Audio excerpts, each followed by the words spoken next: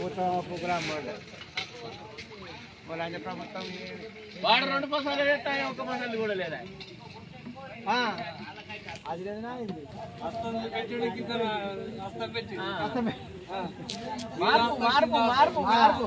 పెట్టి అయిపోతుంది కథ అయిపోయింది. మావిడి కత్తలేడు, మావని 20 దగ్గర ఇంత అధ్వానం కదా ఇంత ప్రభుత్వం ఏమి ఏం కథ ఇంత అధ్వానంగా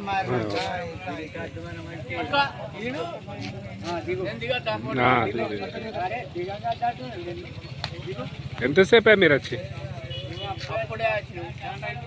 ఏమంటారు మరి? వస్తారట వాళ్ళను మరి ఎట్లా ఈ పాలు ఎట్లా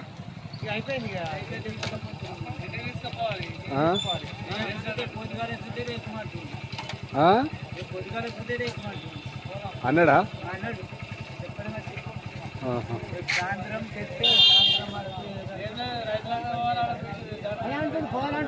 గంభీరపేటలో ధర చేస్తున్నాడుగా, గంభీరపేటలో ధర చేస్తున్నాడుగా.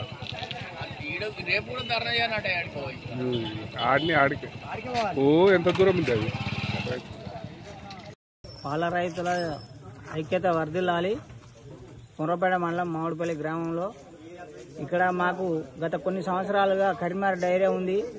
జీవనోపాధిగా ఒక 100 మంది రైతులు రోజుకు 150 లీటర్ల పాలు అమ్ముకుంటారు. ఈ ప్రభుత్వం కక్ష సాధింపు చర్యగా అగ్రహారంలో పాల డైరీని మూసివేసినందుకు రైతులు నిరసన తెలుపుతున్నాము. ప్రతి ఒక్క రైతు రోజుకు 50 రూపాయలు 100 రూపాయలు జీవనోపాధిగా సంపాదించుకునేవాడు. ఈరోజు బంద్ చేసినందుకు రైతులందరూ తెరిపించాలని డిమాండ్ చేస్తున్నాం. రైతుల నోటికి వచ్చినాం. ఇది 50 నుంచి మేము పాలు వస్తున్నాం. కరీంనగర్ డైరీకి వస్తున్నాం 50 నుంచి. నేను 70 ఏళ్ళ ఏజ్ నాది. ఇన్నేళ్ళ కొన్ని బియ్యాల పర్మిషన్ అడుగుతున్నా అక్కడ ఇంట్లో కళ్ళు మూసుకురా ప్రభుత్వం. ఏ ప్రభుత్వం కళ్ళు మూసుకుంది? ఇంట్లో కాంగ్రెస్ ప్రభుత్వం ఇంతకుముందు కాంగ్రెస్ ప్రభుత్వం లేదా? కలెక్టర్ అయ్యాలి. ఈ కలెక్టర్ ఇంకో కలెక్టర్ వాడు చితాడే కలెక్టర్ వాడు చితాడు వాడు చితాడే ముఖ్యమంత్రి కూడా చితాడే వాడు 5 దిగిపోతాడు. ముఖ్యమంత్రి రైతు మన పబ్లిక్ రైతు అంతకుముందు లేడా? అంతకుముందు ఏ ప్రభుత్వం ఉండేది? ఇందిరాగాంధీ రామరామపురం నుంచి పోతున్నాం పాలు. ఎన్ని ప్రభుత్వాలు మారినాయి? ఇవాళ రేవంత్ రెడ్డి వచ్చి ఇలా పాలు సిల్లెత్తుతుంది కలెక్టర్.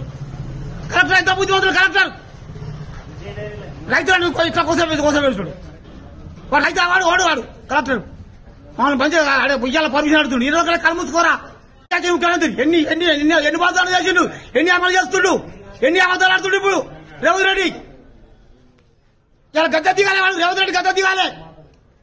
వాడు ఇవన్నీ చేశాడు కదా, గద్ద దిగాలి.